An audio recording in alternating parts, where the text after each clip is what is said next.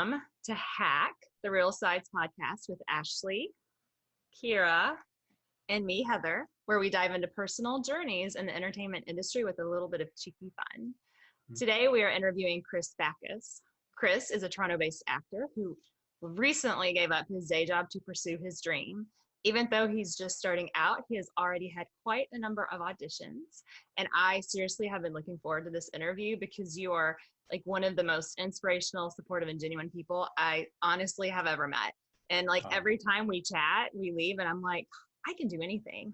Like seriously. So like, I can't wait for you to share what you've learned and give some words of wisdom to like everybody. Like, I'm super pumped. Wow. Talk about an introduction. Thank you. That was an intro, wasn't it? I know. I'm like, I'm kind of a part of this, so I get to. I'm like, I'm so excited. It's like story time. Lean in and listen. Yeah. Jeez.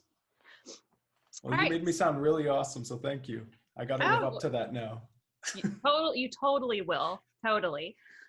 So do you want to share anything like super random about yourself or like a weird quirk? Something maybe nobody knows and they would be like, really? A quirk? Well, I was going to actually share something interesting that a few of my friends are learning now because we're in quarantine. Everyone's watching movies, right? On like Disney Plus and all that stuff. So I've told everyone I haven't seen Toy Story in my life. I've never watched any of those. I've just watched Shrek for the first time, like during quarantine. So everyone's shocked when they hear that. Yeah. Have you not been living until now? Like, what's happening? How are you? I've been under a rock for a long time. So when do you think that you're going to remedy this situation? I don't know. Toy Story just doesn't look, no offense to anyone, it just doesn't look interesting compared to like the other Pixar movies and Disney movies out there. Okay, the best thing about Toy Story is that it takes all of your childhood toys and it like gives them personalities, like Slinky Dog. That's true. Can we just Shrek was good though until he's gone to watch it? Because I just feel I can't trust him. We're gonna actually pause this. We'll be back. Let us know how it Take your time. Put a pause on it. You'll have to do a second podcast after you've watched them, and then we can like discuss your favorite ones and which ones you didn't like. I guess I'll have to watch all four now, right? Is there four? There's four. Or yeah, three? there is four. I haven't seen them. My son's obsessed.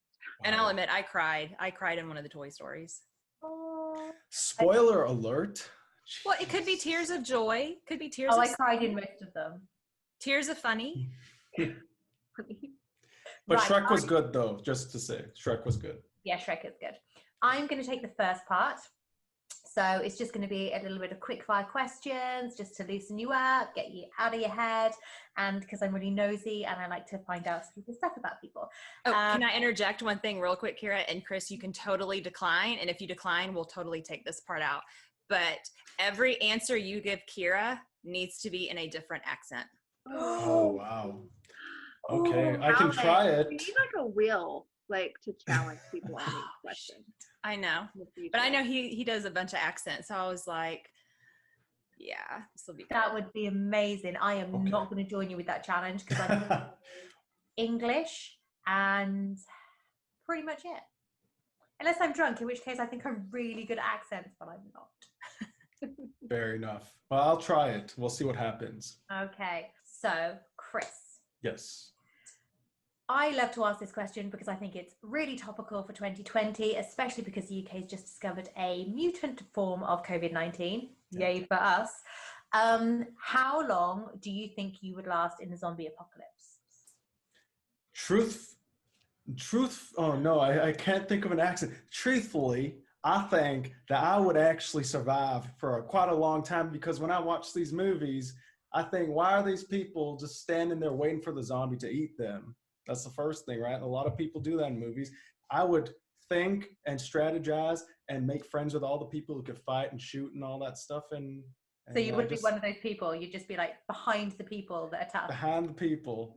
I'd be smart about that. Shove them in front. Yeah. I'm using a Texan or Southern accent as well because I guess The Walking Dead came to my mind. The first thing I thought was Rick Grimes. Yes. I love it. How's your axe handling skills? Can you build fires? Can you lay traps? Can you do any of that? Or are you just going to make friends with the people that can? when I was young, I was actually in Boy Scouts for like 5 years, and we used to camp and build fires and stuff. But now I've forgotten all of that. It's been like quite a many number of years, so no, I'd hide behind them. I love that. That's brilliant. Well, maybe it'll come back to you in like a rush of terror when the zombies hit. That would be awesome. What do you think your spirit animal would be? What do you feel that you're most close to?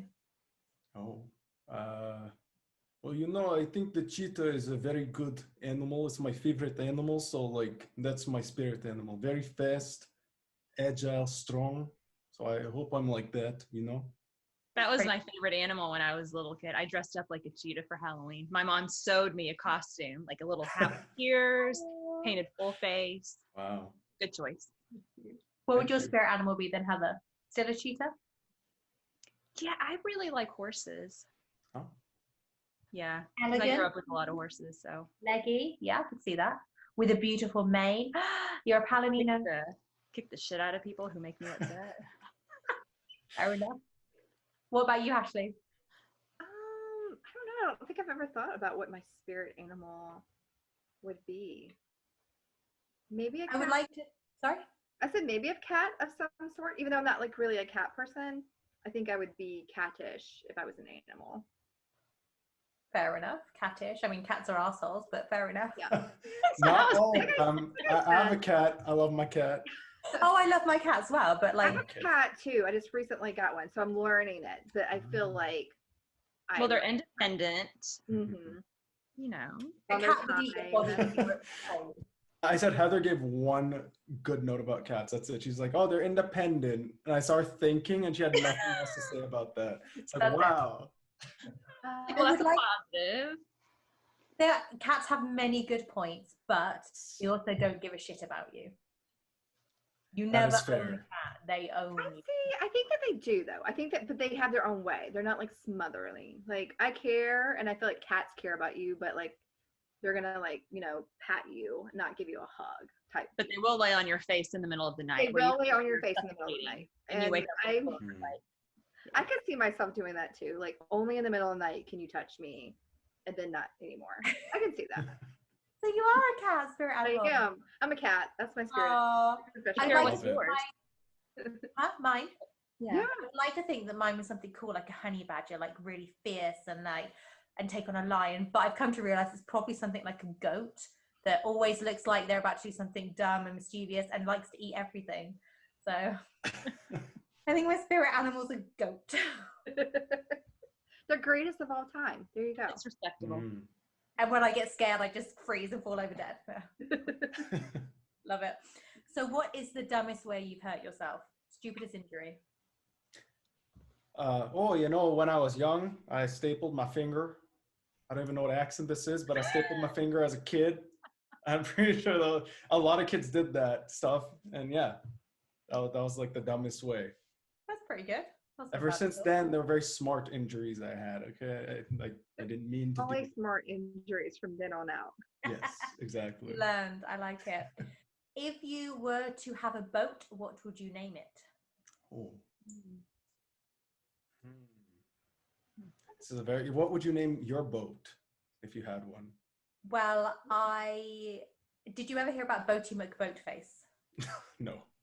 So, typical British thing. So, this British government agency asked the public and was like, right, what shall we call this $287 million research boat? We'll put it out to the British public. They'll come up with some amazing ideas. The one that gets the most likes on Twitter is the one we'll choose. Backfired on them because the most likes was Boaty McBoatface. So they actually had to name this massive research boat Boaty McBoatface. Yeah, well, people Moral of the liked story, don't ask Brits to design anything serious. it. But does that mean you'd name your boat Bodie McBoat? Probably Do and name it Tuggy McTugbutt. or like please don't sink or something. I can't think of one. This is a really good question. It caught me off guard. That's all right. Dang. That's fine. The word emerald's coming to my head. I don't know why, but that's it. That's a good It one. sounds kind of boring without anything else there. That's pretty though. Well, it's like emerald's green. The water's kind of green. Yeah. Ish. It doesn't have Sparkly. to be a ridiculous name. It's okay. It could be something nice. Yes. This is a bit of a trivia one. Do you know what the collective noun for a group of zebras is called? Oh, no. Hold on a second. We've got to stop you. What is a zebra? Oh, you mean a zebra? Thank you, Ashley. We were all thinking it. Zebra. We have to Americanize her every once in a while because then we'll get confused. Well, I'm going to anglicize you. Is that the correct term? Yeah, you can do that to us. Fair enough. I love So, like this. how a group of crows is called a murder of crows, which I think is really awesome. But a group of zebras, I think this is the best one, is called a dazzle. For real? Yeah, a dazzle of zebras. How amazing is that? I've never heard that in my life. No, I only found that out yesterday and I love it. Wow. I do like it. It's dazzling. So who did you have on your bedroom wall when you were younger? Posters? Mine was superheroes. And Nice. Star Wars. I love Star Wars. So Nice. Superman, Iron Man, and yeah, I think probably Darth Vader. I can't remember. I was gonna say, who is your favorite Star Wars character then? It's one that's not actually in canon. His name is Revan. He's dope. Just saying. That one. So anyone who watches Star Wars out there? They're going to be knowing. Oh, Ashley, you know who Revan is? I don't know, but I'm saying like I watch Star Wars. My daughter is obsessed with Star Wars, so I've seen all of them in The Mandalorian, and I don't know who that one is, but now I've got to find it. So The don't miss Mandalorian is apparently. so good. Yeah, Yeah, Revan. Revan. he's so cool. Talking Just- of being a teenager, is there any songs from your youth that you still rock out to when there's no one else around? That could be maybe embarrassing. Yeah. The Oh, weird- well, definitely. The more embarrassing, the better. But the thing is, I'm not actually embarrassed at any of the music. I listen to Ariana Grande's like No Tears Left to Cry, like even when I was at work. Like I play it on Spotify like 20 times a day, and my coworkers like, why are you listening to it? I'm like, I don't know, it's catchy. So I don't know. I'm not very embarrassed by what I listen to. I listen to like Avril Lavigne's Complicated still. Oh, that's a good one. That's a good one. That is a good one. That is a good one. Mhm. Well done. Well, thank you very much for answering my questions. You're welcome. Like to put you on the spot a little bit there, get the brain turning. It Yeah, was I will awesome. To the beautiful Heather now. Take it away, babe. So I know you're pretty new to like the industry, but so can you just explain to everyone else like how you came about into this? Because you literally quit your day job I did. to pursue this. So That's awesome, by the way. Thank you. Yeah. So the answer to the big question is, how do I explain this in a short way? I actually went through 3 career changes, by the way, before landing on acting. I did some acting for background, and then I voice acted. But all of that was without an agent. I would do like a lot of self-submission and stuff. In the last 3 years, I got the bug, like the acting bug. I don't know how that happened, but it was just, I was in a day job full time, just go there, sit down, do my whole marketing thing. That's what I was doing, marketing and business. And I just kept looking at IMDb. I'm just like, man, I want to do one of these things, do one of these projects, be on that red carpet. It'd be so cool. And finally, what I did was I called one of my buddies. He was on Degrassi. He was such a talented dude, such a humble dude. And he talked to me for like 2 hours, gave me a lot of advice. And that kind of inspired me. And what I did then was in the next year, so this is like a year ago, I started looking into getting back into acting and leaving my job. So I'm just trying to think of how to say this. Basically, I met a friend who was appearing on a show that's one of my favorite shows. I can't name it right now. He's like, oh, they're looking for a specific person to play this specific thing. So I ended up on that show for like a very tiny role. And that just ignited that acting thing for me. So in the next 5 months, I told my boss, hey man, like I'm on this show. I was on an Amazon Prime set. Like I need to leave. And so we worked some stuff out because I was there for a long time. And so I stayed until I had enough money and then I left. And to make things short, I basically invested right away into acting. I met a coach. This is the most important thing, by the way, having a coach that you can go to for auditions or just to do developmental stuff. She is really good. And right away, she told me exactly what she expected. She said, you think you can just do this based on looks or based on just a bit of talent? No, you have to actually take classes, do this, this, this. So she said, take 5 classes. I took 12 because she said 5. I took 12 classes a week for like, I know when you told me that, I was like, oh my God, I'm doing like 2 and I'm losing my mind. Yeah. yeah. If you don't mind me interrupting, I Sure. want to ask you, how did you come about this coach? Was it through your friend that you found this coach? Yes. So this friend, Nathan, I'll shout him out. Nathan was very, very awesome. So he helped me out with that little role. And then he helped me out with the coach. And this is the most important thing about networking. People think, oh, if you know more people, they're just going to get you the role. That's here. If you know more people, that just creates more opportunities to like level you up a bit. Like, hey, Chris, you know, like I met you in a class last year. I heard this person's doing this other class. Why don't you go and do that? You know, that's the kind of connections you're supposed to make, that they just give you an inkling of an idea. Anyways, so my coach said 12 classes. Then I told her I wanted an agent.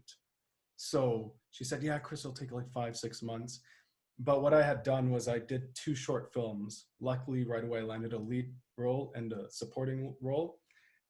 And from there, I met people on set. So every set I've been on, every class I've been in, I made a lot of friends. But I didn't just talk to them once. So it's just Heather, we'll talk about that later, but I met Heather in one of the classes. And I reach out to people or they reach out to me and we form a deep connection. That's more important to me, in my opinion.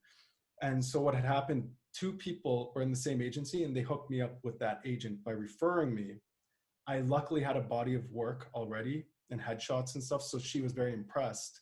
So I landed an agent in 2 months, had an acting coach right away, and just kept doing classes. And from there, I just kept accumulating auditions over time and callbacks. And yeah, it's been like 7 months of that. So when you said you had 2 of like the smaller shows or whatever, did you just find them on like a website and audition that way, or was it like through word of mouth that you got those roles? Like, how did you find those? So I don't remember if US or UK have this site. I know Actors Access is very popular, but we also use one called Casting Workbook. So before I had an agent, I was submitting to Casting Workbook. And so they have a lot of short films on there. And so I had done a few auditions. So that was my first taste of the industry. Mm-hmm. So and you said you've had a lot of auditions with, I think is like totally awesome, like this quickly. Yeah. And we all know like your rejection rate is like really high. Like, how did you come to the mindset of accepting that you're probably not going to get the job? You know what I mean? Like sometimes like some actors get like really negative and down, like didn't book it again. Yeah. But you're like the opposite of that. You're very positive. So what is like your mindset on approaching those auditions? Well, I don't want to lie. I am a human being. So starting out, a lot of actors at least experience this in the beginning where you don't get a role and you're like, why didn't I get it? Why did that person get it? Like there are commercials, even commercials that I was very close as between me and another person, and they chose the other person for whatever reason, because that's just the industry. When I was starting out, I'd see the commercial. I was like, damn, why didn't I get that? Oh man, and have those thoughts. But over time, and you meet very awesome actors who tell you, let it go. Once you do the audition, just the audition, let it, who cares? Either you'll hear back. One audition I did, I got a call back 4 months later. Like, you don't know who's thinking what. So how do I do this? I literally just keep training myself to not care about things I can't control, if that makes sense. So with your training, do you tend to train at different studios? Is there one studio in particular that you prefer? So I created a curriculum for myself actually when I was working. I said, okay, I looked at the most important things. So people talk about acting technique, auditions, scene study. Some say improv and cold reads are important. So I put all 5 of those into a little curriculum, found the best schools all over the world, and went there. So one of the most important ones for this podcast, since all 4 of us have been there, is the actors community. I'm sure you guys shouted them out before. They're great. And I think that just because they offer free courses as well, right? I've actually sent quite a few of my friends there, and they're like, oh, wow, I actually paid for a class because I liked the free class. Yeah. And they're really technical. Like, they'll tell you exactly what you should be doing. Like, when you drive a car and then at first you're driving exactly how you're supposed to, and then you start doing your own thing, driving with one hand and stuff. Actors community, because they're so theater based, they do follow the book, even though they're so into it already. They don't say, oh, well, I do this now. They're really giving you the foundation so you can build it yourself. So I love it. Outside of them, there's quite a few Canadian schools that I go to, like Pro Actors Lab, LB Acting Studio. And one I told Heather about for improv is Second City. That's just a world-renowned comedy place. Improv is so important. There's quite a few TV roles I've done audition-wise, and I had to improv. So, yeah. Awesome. So Ashley shared, and I'm gonna throw you under the bus again, Ashley. She did this audition a few days ago, and she had quite a unfortunate event happen to her. But I was wondering if you've ever gone into an audition and something totally like 2020 happened, and you're like, this is just 2020, like a funny story like that. And if you want to hear Ashley's, I'm sure she'll share it with you. Ashley, if you don't mind, I'd love to hear yours first. Get an example. Oh God, I feel like we're gonna say this. They were like, Ashley had one audition because everything's locked down in Columbus. I'm gonna be riding that audition for a really long time. No, I don't mind telling you. I went in and I had to do an improv audition, like that I was cooking for this new company coming out, and so I signed my name in, in the audition room. And there was hand sanitizer right beside it. So I was like, I'm going to sanitize my hand. But I guess it was like old sanitizer, like that had hardened someplace, and it squirted and landed directly in my eye. So I don't want to make a scene. And sometimes I've been known to say a cuss word or two. So I'm like really trying to hold it in. And my makeup is smearing obviously all over my eye. And then they called my name to go in. So I told the girls it was like jizz eye, like, had been like, and then I had to go and improv like that I was cooking when my eye socket was burning. So eye makeup running. Yeah, my eye makeup was running. It was burning. And I'm just waiting for that call back, I feel like I could really sell their brand. Improv that you were cutting onions and it would have been perfect. Yeah. But there you go. Well, what's interesting about that might make you stand out in a way. Like if you can work through any circumstances such as that and still be in the moment, they actually like that. Yeah. Well, I don't know how much I held it in the moment, but I don't know. I saw some other people like posting on IG like, oh, I did this for the audition, because you could do a self-tape as well. And it was like gourmet like dishes they made. And I was like, I looked like I was crying and went in there, so it was awesome. It looked like one eye though. At dinner time, having to cook food around kids. I mean, I've been into tears plenty of time in the kitchen. That's true. I'll just email them. Have you ever had jizz eye in an audition before? Have you ever had that? Wait, were you asking? Who are you asking? I'm asking you. No, I have not. But I thought of a story though. It's a short story. I was in a TV audition as a cop, and this was earlier on. I don't know why I did this, but part of it, I was on the radio, right? I talked on the radio. This was an improv thing. I was like, I made the sound effects the whole time. I don't know why I did that. I was like, yes, they're here, or whatever it was. And they're like, over. They didn't say anything, but I was like, why did I do that? You didn't get the part. They probably remember. I did not. Yeah, I didn't get that part. Oh, well. It's okay. It's okay. That's awesome. That's awesome. Well, I know you mentioned that you were on a show and you can't mention the name of it yet. So, but other than that, what are some successes that you found that you've had like this far early on? you know, in your journey? So to be realistic for anyone watching, I've had a lot of auditions, a lot of callbacks, but I have not booked with the agent. That doesn't mean you're not successful. And I used to beat myself up all the time thinking, oh, I suck. You know, all these words that go in your head. I'm still working on that, but the nature of the industry is not to book, by the way. It's to audition. Mm-hmm. That makes you a working actor. Anything outside that is a bonus, because you book that role. There's still people in main characters for shows auditioning while they're on TV. So in terms of success, I think my biggest success is actually learning to love myself enough, because this industry is very hard, right? A lot of people tend to put themselves down. You know, unfortunately, there's people in Hollywood who take drugs and stuff because they never really found themselves. And that's what I'm really trying to work on. Loving myself, meeting amazing people such as the three of you, you know, and just becoming a better person each day. That's where my success lies right now. Yeah. That's lovely.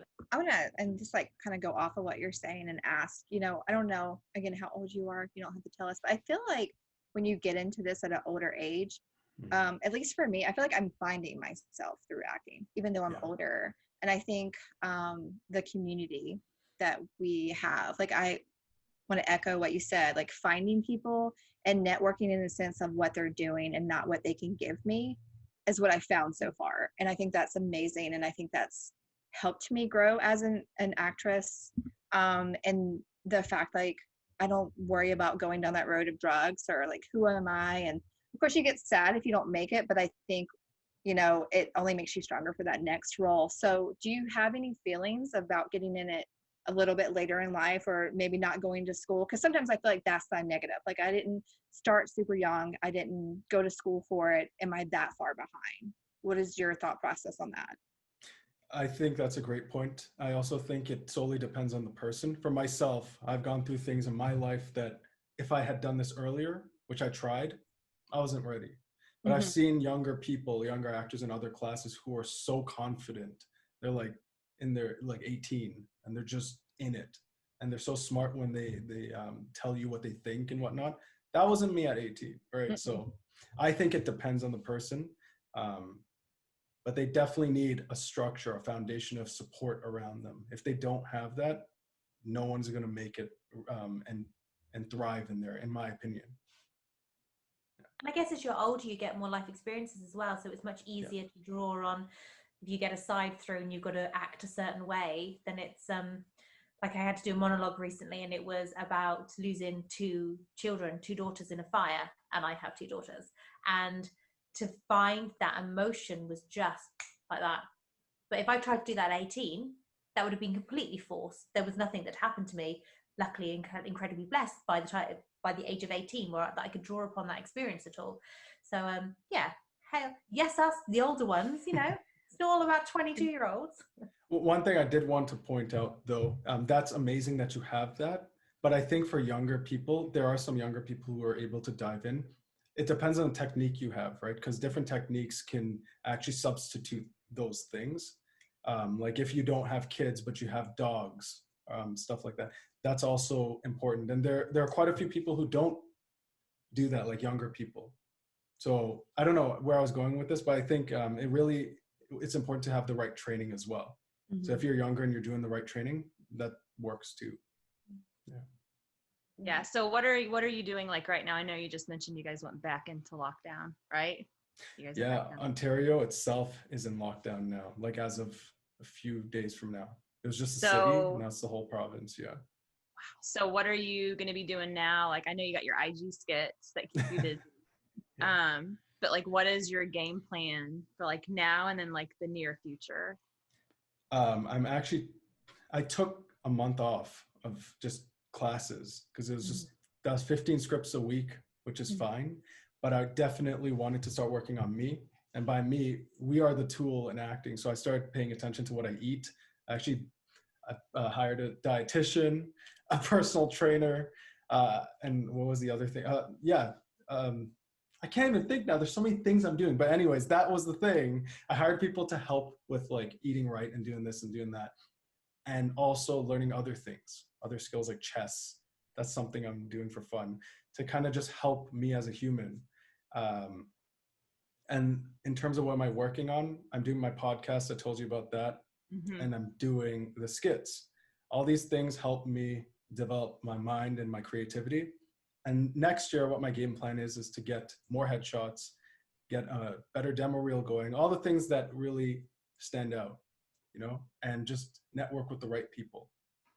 What Mhm. for the people that are listening, tell us. I mean, I know I follow you, so I watch your skits all the time. Can you Thanks. kind of tell us about your skits, what your process is on making those skits, and how they go forward, and which ones do you decide like this is what I'm going to post, or do you post all of them? Great question. Most of my auditions are drama, like crying, yelling. I did this one where I was a soldier and I was like holding a fork and I actually pushed it down on my finger. I'm like, listen to me, you know, because that's just like part of it.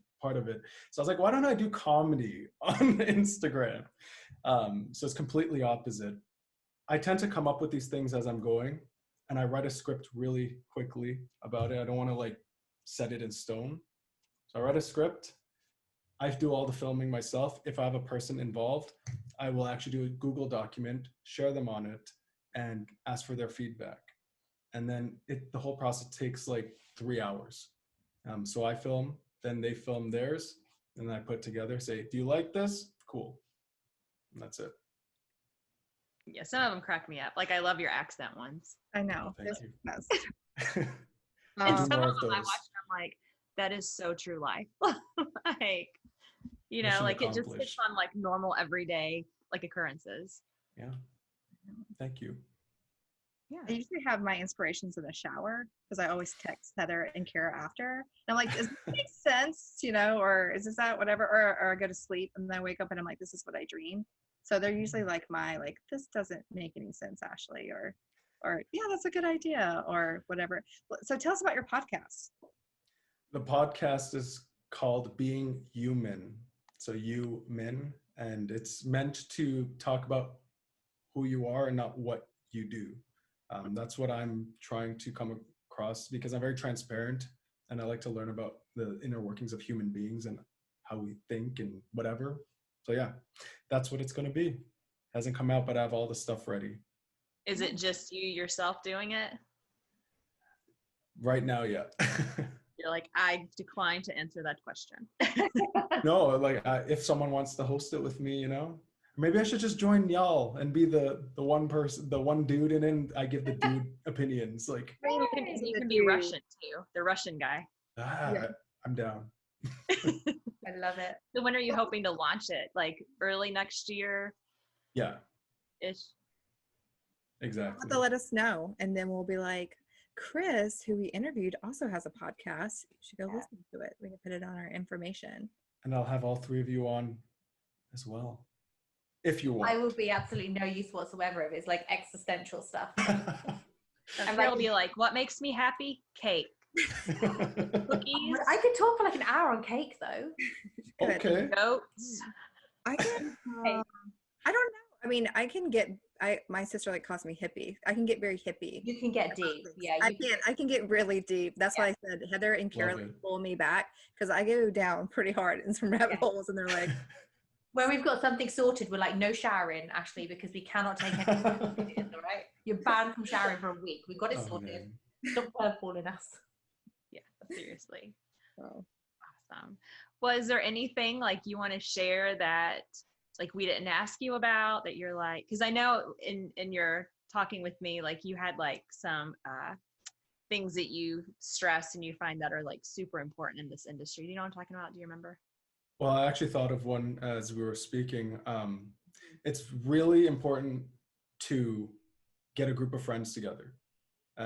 What I've been doing with my agency is I'm finding people in my agency who also want to do table reads, you know.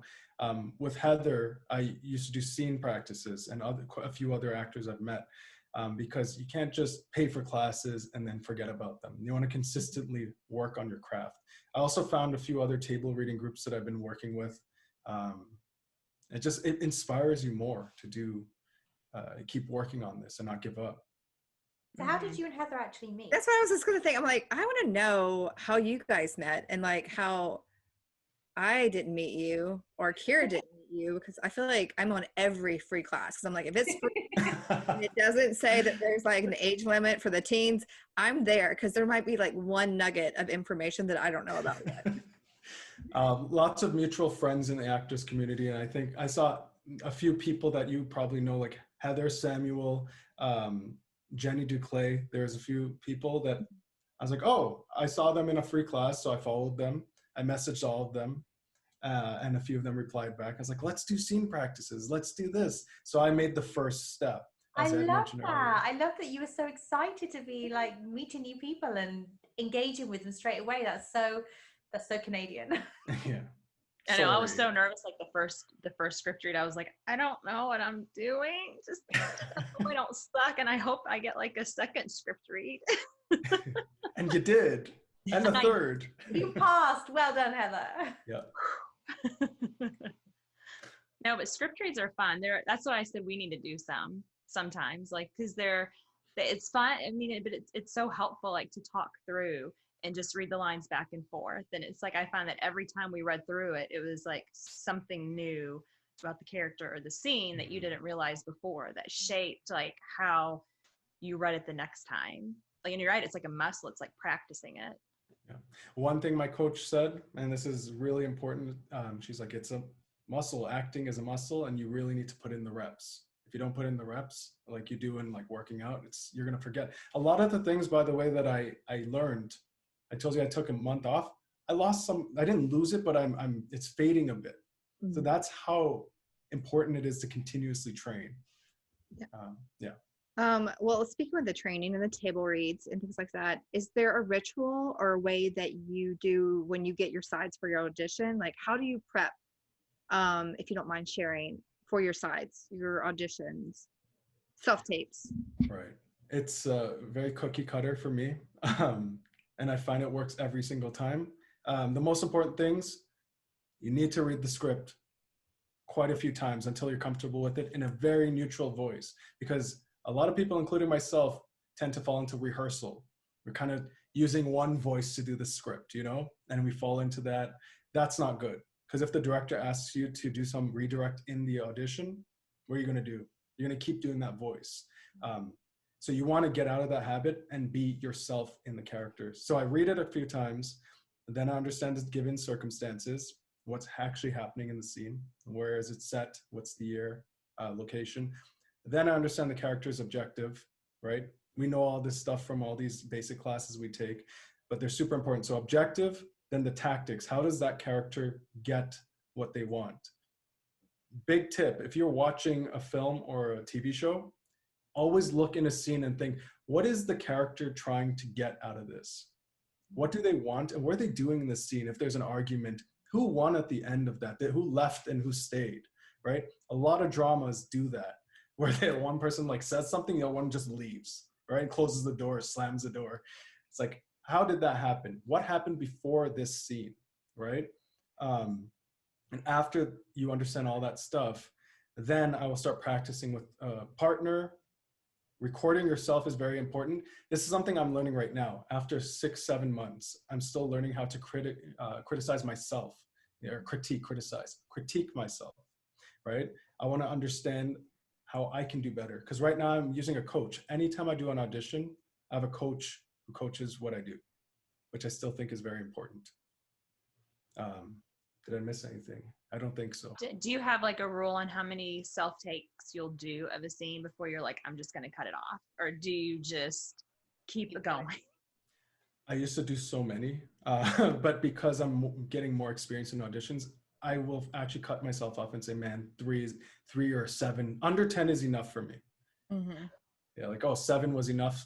After that, you're just doing the same thing over and over and being really hard on yourself. It's not worth it. Yeah. Mm-hmm. I agree. I'm a quick one too. I'm usually like 3, maybe 4, and then I'm done. Yeah. I kind of feel like I'm just trying to repeat something that I've done usually in the first one, the other times. So it's just me doing the same thing or trying to do the same thing. And sometimes you doing the first 5 takes, you're being your most genuine in those moments. And as you just said, afterwards, it's just a robotic thing for especially inexperienced people or people who are just starting out, right? Yeah. Yeah. And have you ever started to do like a self tape where you were already like in your head? Like, how do you like get out of your head? I mean, do you just break away for a while? Do you just push through it? Because I found that like when we had to tape scenes for like some of the actors community classes, like I would start taping the first one and I'm like, I can't even like, it was like a mental block or something. I don't know. Connect. Right. The ideal answer to that is doing the work every day, like 3 hours a day at least. If you keep practicing, you won't actually run into that problem anymore because you'll know so many different ways to do it that your mind just understands it. But for us, if I don't feel it, I will, yes, take a break. I will go away for a second, do something else, and then come back. Because, or else you'll end up doing this thing where you just keep reciting the lines and you're like, ah, shit, and like you screw up and then like crap. And then you do it again, you skip the line again. It's like, what did I do? Yeah. It can get very frustrating. Mm-hmm. You say like you do it every day. And then, I mean, I know I've even had a little bit of I don't know, like Heather said, a mental break, or where I felt like I wasn't connected anymore, because I myself was at a point not anywhere near you, but I was in 3 classes, like, you know, during 1 week. And I was just like, I feel like I'm not connected, at least to one of these classes or whatever we're doing in it.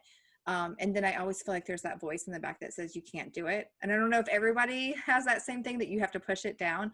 What do you have that voice? What do you do? Do you just take a break when you feel disconnected, or have you even felt that at all yet? So just to give you some comfort, many actors, so I've networked with a lot of actors who are on shows, some are in movies, and they're all, 90% of them are the same. Those 90% have the same thoughts as you. I have a friend who's in 3 different shows and he still feels that way.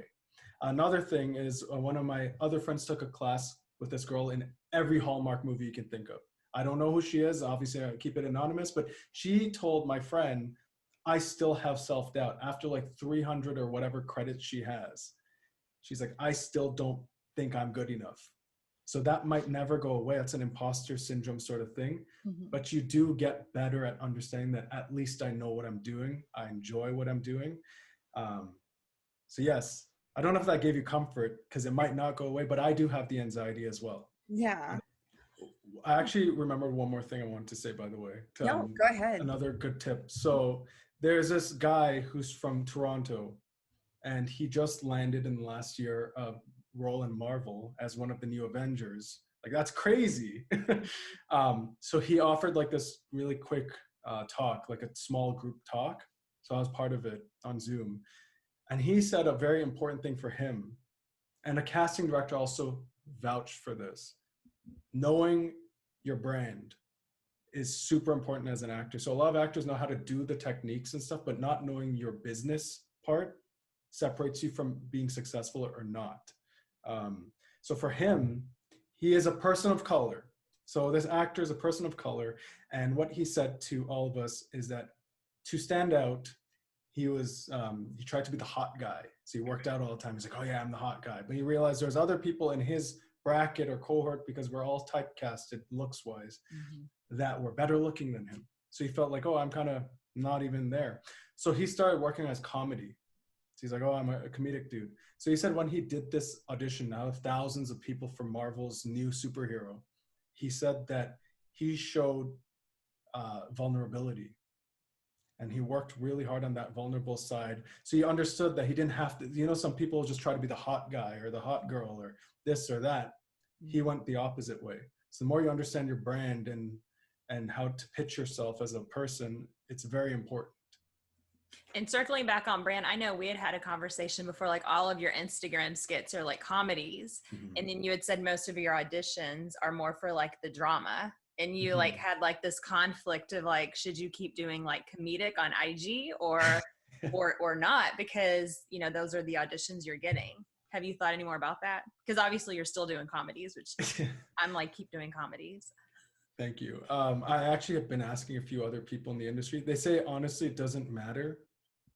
One person said it really matters what you brand yourself on Instagram, but most people, the consensus is it doesn't matter. If you enjoy doing it, what casting directors may look at is your engagement. A lot of people say, oh, it's a follower count. I don't think they care about any of that stuff. But let's say it's between you and another person. They're like, oh, this person's genuine. It's all about how easy are you to work with? How fun are you to work with? So this might play a role. In terms of my Instagram comedy stuff, I actually am posting something today that's more emotional. so I'm trying to actually add more acting. So I would recommend anyone doing comedy still add in some acting stuff on your social media. I'm gonna have to go check that out when we're done. I haven't seen it today. It's about Star Wars. So you mentioned about casting directors, and this is something that I hadn't heard of before until I think we were in one of the classes, TAC, and some people said, some working actors have said that they have directly messaged casting directors. So they found shows that they really liked or genres that they really liked or actors that they really liked and looked at roles that they had, the casting directors that were involved in that, and literally messaged them directly and been like, if there's anything, you know, you've got coming up within this bracket, I'd love to hear about it. Have you ever been as brazen as that? I mean, no, I haven't. But I know in England, I have a few friends who are in England who've done that. And it seems like it's an okay thing to do there. Like one of my friends sent her theater invite to every casting director, not just agent, and it worked. Here in Canada, I'm not sure about the US. They're not so keen on that. It just depends on who the casting director is, but it's usually you go through the agent, right? Because they're seeing hundreds of people every day, and you don't want to, unless you have something amazing that will stand out.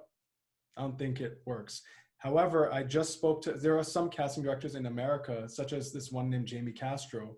She casted How to Get Away with Murder, I believe, and Grey's Anatomy. She offers lessons, and there's other casting directors who may do that, and they'll talk to you, give you consults. So I would recommend looking for those things. wow. And I want to say in Atlanta, some casting directors have done like one-day workshops and stuff. They advertise them a lot on Backstage. I don't know if that's just a US thing or if that's a Canadian thing as well, but I've seen a lot of casting director kind of like workshops. And obviously you have to pay for them, but it gets you in front of a casting director as well. Yeah. So that could be a way to kind of get your face and your name out there when you otherwise wouldn't do it. There's one question I want to know, because you are in Canada. Here in the US, you know, there's the non-union, union, and then SAG. Is there anything like that in Canada about how you technically become a professional working actor? Yeah, so in Toronto, we have ACTRA. So ACTRA and SAG are kind of like what brother, sister sort of thing.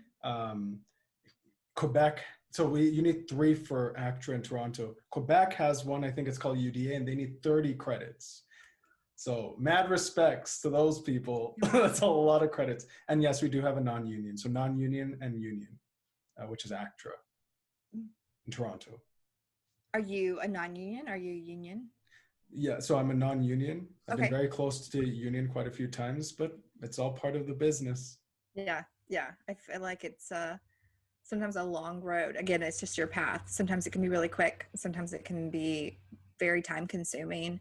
I think a lot of people, or that I've heard, a lot of people do commercials here in the US, I should say, or voiceover and things like that. And that's how they get their union. And then there's really lucky people that just get it because they get placed in a movie, you know?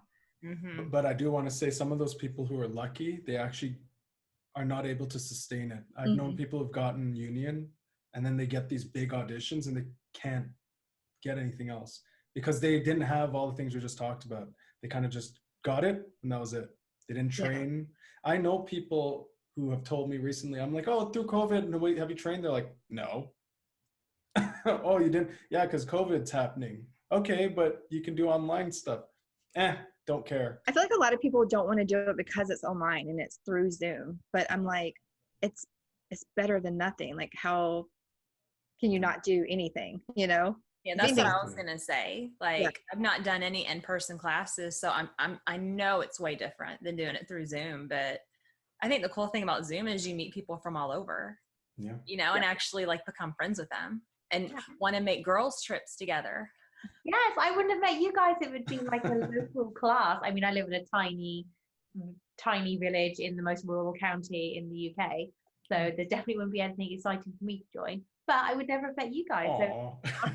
Just like, I want to take a girls' trip. I'll put on a wig. I've seen you've got a wig. You can totally put that on. We'll call you Christina. You can come on our girls' trip. oh, yay. I'd love to. He can do the Greek. He'll be Greek on our girls' trip. Oh, yes, Greek. So Christina. we'll take that. You were working on that accent, weren't you? I was. Yeah. For a video game, which was cool. I heard that's like really big and up and coming too. It's a lot of voiceover. It's really popular right now. A lot of video games is popular right now. Are you looking at those type of outlets since it's kind of gone on lockdown, or? Yes. So as I mentioned before, I actually did voiceover first, and then I went into acting. So all of these auditions I've had were a mix of commercial, hosting stuff, film, TV, and voiceover. So it was a great first experience in the last 7 months.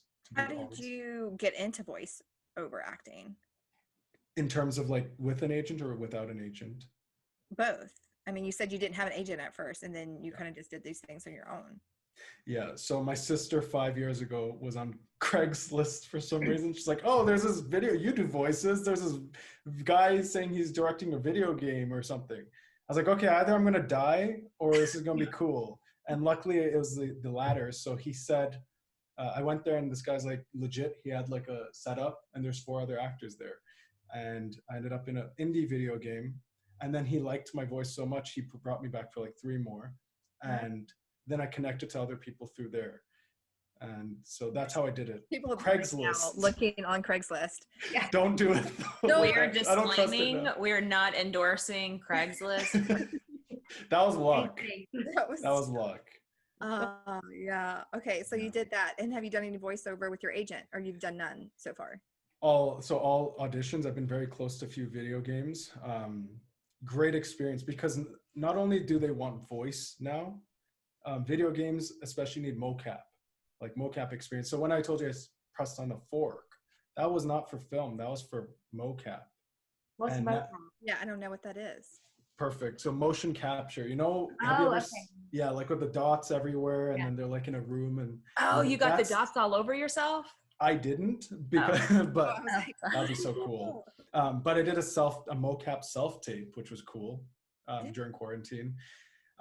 Yeah, and it's literally acting, but more focused on your movements. So it's like, whoa, because if you twitch too much, the mocap will pick up on that and your character's going to do that.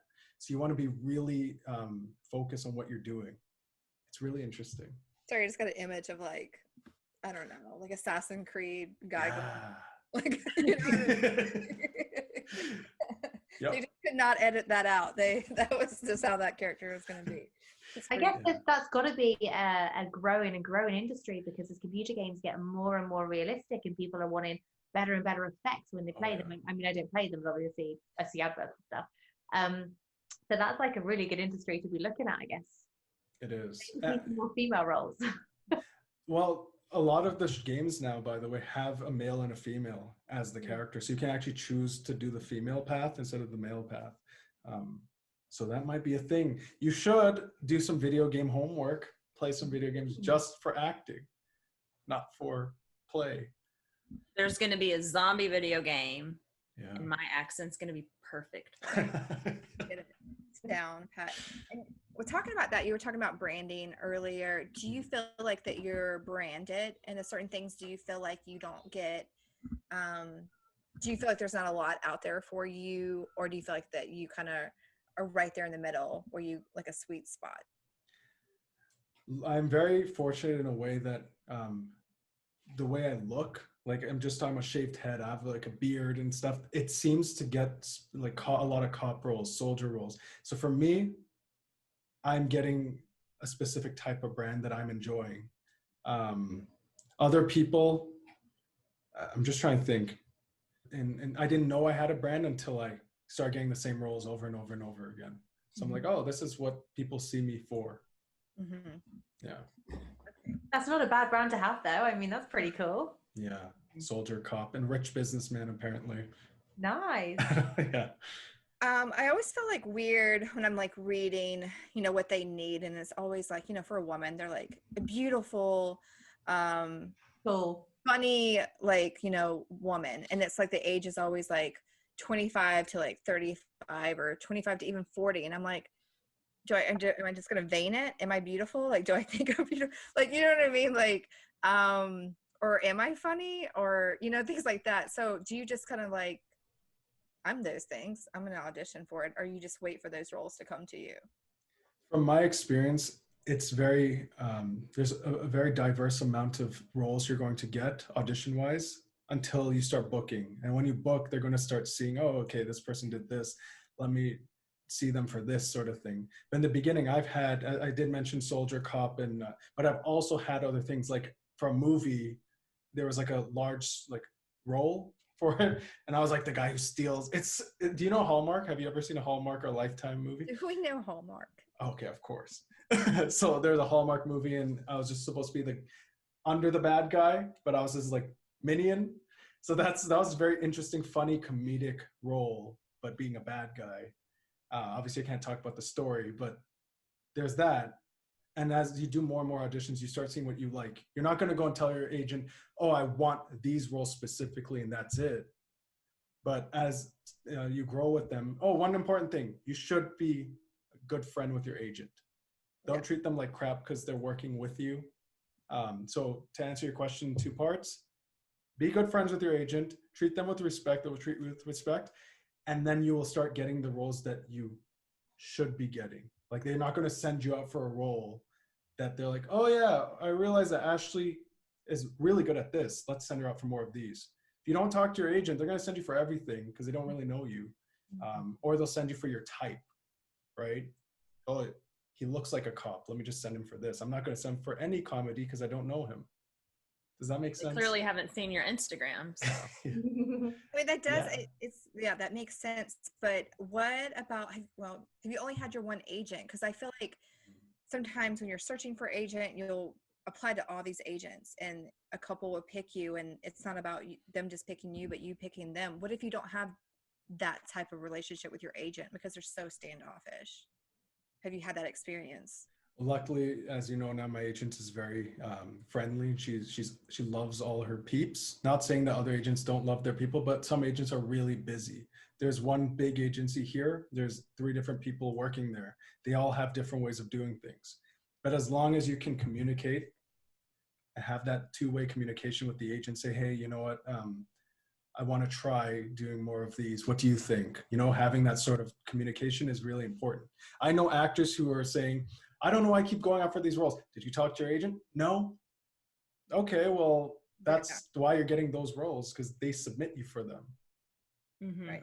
And I know you had said before too, about kind of like what you've kind of followed is about going for an agent when you feel like you're ready for that point, like not going for an agent just to have an agent. Like, how do you know, like, you're ready?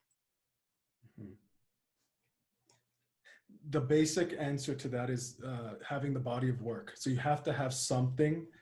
I don't know different countries how it is, but here in Toronto at least, there's 2 headshots at least, professionally done. They can tell if you're doing crap stuff. Like if your friend took the pictures on their iPhone, they know. So you got to get 2 headshots at least that show off 2 different ways of you being, right? Whether you're in a leather jacket and you're a badass and then you're smiling, like, doesn't matter. Then you need to have a resume as bare bones as you need it to be. Like if you have some theater work or some, like 1 short film, and then put a bunch of special skills. And then finally, training is the most important thing. So once you've trained, you'll start realizing, oh, you know what? I think I could get an agent. That's all they care about. Casting directors and agents just want to see that you're training. I don't know if that answered that question well enough. Yeah, it's fine. I don't know when you're ready. I guess that's to answer your question. I don't know when you'd be ready. For me, I'm a go-getter. I wanted an agent, but I didn't just go for any agent. I asked around. I said, what is your agent like? What's your agent like? What have they sent you out for? Yeah. And I think I sent you quite a few questions before, didn't I? I sent you some questions for agents or something. Oh no, for an email you received before. You're like, what should I ask for the industry? Oh yes, you did. Yeah. So those sorts of questions, just making sure you know what to ask. and what you get out of that relationship. Because I think that's important too to know, is that it's not just if you're a good fit for them, but if they're a good fit for you. Yes. So what are some, if you don't mind sharing, what are some of your questions that, I mean, I know there was questions that I had for my agent when I asked. So what are some of your questions that you had for yours to know that they were the right fit? Right. How many people are on your roster? How many people look like me? That's a very important one, because if they have 4 people that look like you, you're not going to get as much work as you could with someone who had 1 person to look like you. What's your goal for the next 5 years? So you treat it, this is what I said earlier, treat acting like any other business, because that's what it is. So when did you first have to get a show reel together, and how did you decide what to put on it? Because that's one of the things I keep thinking about, of like, oh my God, if I'm going to do this, I'm going to try and do this, I have to get a show reel together. What the hell do I put on it? Right. So that was an important factor in me signing with my agent, is because she is newer. She's about 3 years old in terms of her agency. Most of them require a demo reel, some sort of professional reel. I had done 1 in-person class, but I slayed that class scene. So because I had so much training, that put me up here. Even though she usually requires some sort of demo reel, I sent her the scene. And that was it. That wouldn't have worked with a bigger agency. But I made sure that before I signed with her, she was legit. She had vision. This is why I said a vision's important, because if this agent's kind of like, oh yeah, I'm doing this for fun, signs with you, and then you're done. Like in a year, it's like, oh yeah, I don't want to do this anymore. And like COVID happened, she's still working her butt off. Some agents would have been like, I can't do it. I got to do something. I can't afford this. Even that's important too. But yes. So for yourself, for getting a demo reel together, I would do student films. I would do short films. You can actually also pay someone who can film you and do the demo reel scenes for you. Yeah, and that's a good thing that you mentioned about you did your research on your agent. I also did, to say, like, is this somebody doing something like that they just think that they like? I mean, I made sure there was like agents on agents, and that this had been open for a long time. So I think that's really important to do your homework before you even audition for them, so you know what you're getting into. Yeah. That's important. You said audition. Some agents require like 2 sorts of monologues, like a comedy and a drama. So you should also always have like a drama and a comedy monologue in your back pocket. It's another thing. So Chris, when we end our podcast, we like to give it to the guest how they like to end it. So not to spring that on you, but how? This choice. Yes, it's guest choice. How would you like to end this? You can talk about upcoming things that you've got. You can ask us questions. You could do a little dance with some jazz hands. I was going to mention the jazz hands. Yeah. That sounds fun, but I'll end it by asking y'all a question. After this entire podcast that we've just talked about this stuff, what is one thing you've taken and what will you implement in your life from what we talked about? All of y'all. All y'all. Well, I don't know. I think, you know what? I think the fact that you talked about having a curriculum, like, I really like that. So I think I'm going to take that away, and I think I'm going to start putting in different, like I put in for a commercial class I'm going to be taking in the new year, just to get that under my belt. But now I think I'm going to maybe look at Second City. I know me and Heather talked about it a lot, and I've talked about it with another person that we did a podcast with as well. So I think I'm going to look into that. I think that's a really good takeaway. And maybe a coach. Like, I want to find an acting coach now. Yes. Yeah, I think for me, when you were talking about just finding yourself and focusing on you, like, I mean, I kind of have been since like COVID and we went into lockdown, like, because obviously, I teach, and then we weren't going to school. So like from like March to like August, I had a nice big chunk to just kind of recenter what was important to me. But I think that I need to do more of that, like just finding out who I am and focusing on that aspect. Because I think it's so easy, because I mean, I've got 3 kids, like, to get so wrapped up in around me instead of just knowing who I am. Yeah. So Definitely. That's kind of deep and philosophical. It is, It isn't it? is. Yeah. I think there's been many times during your wonderful talk that I thought, oh my God, I wish I was taking notes right now, but it'd look really rude if I was like suddenly scribbling down. But then I thought, it's okay because we have this, we can just keep watching it back again. But I definitely love the questions you were asking for your agent because it's just stuff I'd never really thought about. I kind of was in the mindset that like, please want me, but it's got to be a symbiotic relationship, hasn't it? I guess they should need you as much as you need them. And like the questions of how many people they've got that look like me on their books, I hadn't even thought of that, to be honest. Yeah. So yeah, that's a good one. Yeah, and I think another important takeaway is building relationships with people, like genuinely being interested in them and not thinking what can they do for me, Yeah. but just building those relationships with other people. I think that's why we started this podcast. I think it was a crazy idea I had. And then, well, not just me, but Keira and Heather listened to my idea and they were like, this is what we should do. Because we really want to form a community of like, this is what worked for us. This is what didn't work for us out there. Because I know when I was starting, and I know we've had this conversation, like, where do you start in different countries? How is it different trying to get a job in America than Canada or the UK or wherever else we interview? So I think that that's what we're trying to do, is kind of make that community a one-stop shop where you can go and listen to people that are literally trying to make it in the business, but just trying to make it themselves, like building that personal community that makes you better. Hopefully you got a sense of that.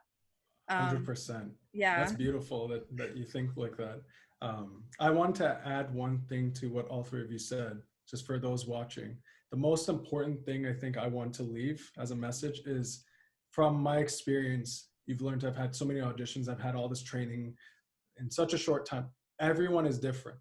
Every single person is different. And even if one of your friends, one of your actor friends gets the biggest role of their life tomorrow, they just started, and it takes you like 2 years and you're still working at it, don't be hard on yourself. Mark Ruffalo, the dude who plays the Hulk, did like 600 auditions and failed all before he booked his first role.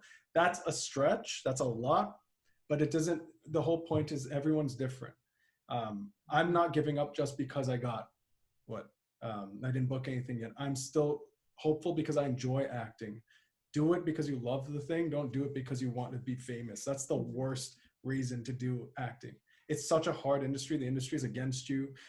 There's too many things that can make you feel like crap about yourself. Don't put yourself through that just because you want to get money or be famous. Yeah. I feel like you kind of pick up too, when you're in classes or on sets or auditions, you meet people as well. I think people that really love what they're doing and love exploring this tend to gravitate towards each other. Yeah. Where people who are like, I just want to be like the next famous person, tend to gravitate toward that person. So I'm okay in my little gravitational pull of where I'm at. Love it. We've got a good lot of satellites going around us. We're good. I know. Yeah. Well, thank you so much, Chris, again, for your time. We appreciate it so much. All your insight was amazing. Do you want to drop out where like people can follow you? Like we'll do a little runner at the bottom too, like so people can see like how to spell it and stuff. But where do you want people to follow you at? Y'all can follow me at Christoverse on Instagram. That's it. YouTube? Because I know you got YouTube. Don't you have YouTube? I do have a YouTube, but I need to get back on that. They're both Christoverse. You can follow me there if you want. Brilliant.